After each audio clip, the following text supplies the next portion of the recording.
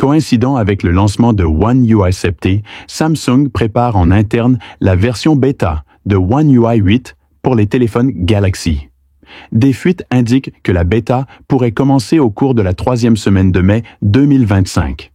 Il a également été suggéré que la série Galaxy S25 pourrait rejoindre le programme bêta public plus tôt que prévu. Une source fiable a récemment découvert une nouvelle version bêta de One UI 8 pour la série Galaxy S25, indiquant que Samsung fait des progrès significatifs dans ce domaine. Le numéro de build S93 8BXXU3Z-IGEF confirme que des tests internes sont en cours pour le Galaxy S25 Ultra mondial.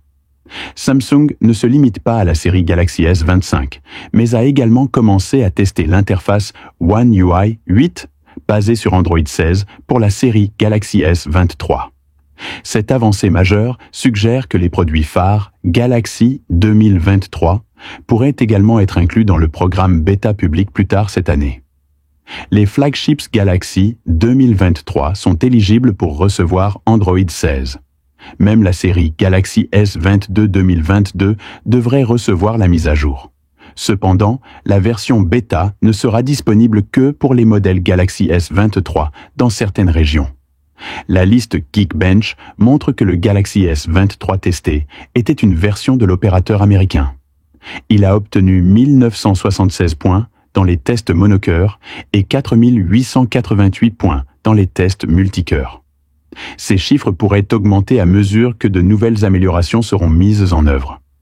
Il y a une semaine, une version bêta de One UI 8 se terminant par ZYAA pour le Galaxy S25 est apparue en ligne. Le passage à une version plus récente montre désormais que Samsung fait des progrès rapides dans les tests internes de la série S25. Une fois les tests internes terminés, Samsung publiera probablement la version bêta publique de One UI 8 pour le Galaxy S25 et d'autres modèles pris en charge. Cette version permet aux utilisateurs de Galaxy de prévisualiser et de tester de nouvelles fonctionnalités avant la version finale. Une vidéo publiée par le leaker Ice Universe montre une comparaison entre les mouvements d'ouverture des applications dans One UI 8 et ColorOS 15, soulignant à quel point les deux sont fluides. Dans le même article sur X, le divulgateur a également noté que les courbes d'animation sont très proches, ce qui signifie que la façon dont les animations se déplacent et effectuent la transition est très similaire entre elles. Il convient de noter que ColorOS 15 est basé sur Android 15 et est actuellement disponible dans sa version stable. D'autre part, One UI 8 est basé sur Android 16, mais il est encore en version bêta interne précoce, ce qui signifie qu'il n'est pas encore fiable ou stable pour une utilisation quotidienne. Les marques chinoises maîtrisent déjà l'animation fluide et fluide à un niveau élevé, et il semble maintenant que Samsung suive leurs traces. One UI 7 a posé des bases solides, et avec One UI 8 basé sur Android 16, Samsung prévoit d'apporter cette fluidité aux appareils Galaxy. C'est tout pour aujourd'hui.